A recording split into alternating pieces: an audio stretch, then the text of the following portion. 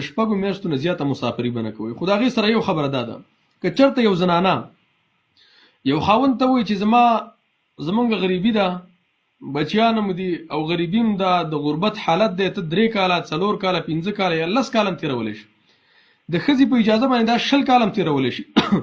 خو چې یو زنانه ورته اجازه نه کوي د 6 میاشتو نه زیات وخت، دا به هغه نشي تېرولی. دویمه دا نکاح تازه کول دا خو څه طلاقه شوي په ده باندې نه ده چې دا ظالمان په خلکو باندې نکاح تازه کوي. والا موږ خپله ملګرو بل خپل منځ کې دلته ناست وو، یو ګپ راغی پوه شو په دې باندې ډېر باز وکړه، که نه موږ خپله ټول مسافر یو، ګپ شپ مو پرې لګوو. نو ما ته اوس سوال لا ولاړ شو، زه د مولوي صاحب نه پوښتنه وکړم مادري د پوه شو یو دانه ټینګ دی خط دی، هغه وایي چې 6 میاشتې تا وایي ښځه نه وایي ساره تېرې کړې، هغه به 2 ځل لپاره نکاح تړې وایي در باندې طلاقه کېږي، نکاح ماتېږي. یعنې ما له راځه و چا له پوښتنه وکړو په دې خبره باندې څه مشکل نشته. نو مننه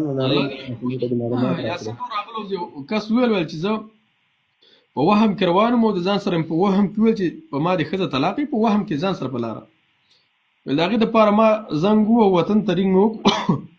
مولوي صاحب راته ویل چې په تا